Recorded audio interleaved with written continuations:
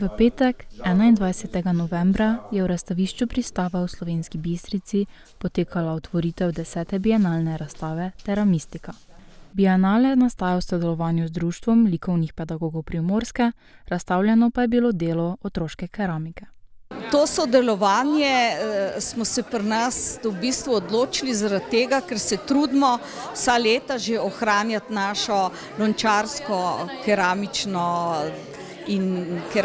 dediščino, in zelo pomembno je, da se s glino srečajo otroci čimprej, da jo čimprej spoznajo in iz tega lahko potem tudi na koncu izrastejo nosilci naše lončarske dediščine.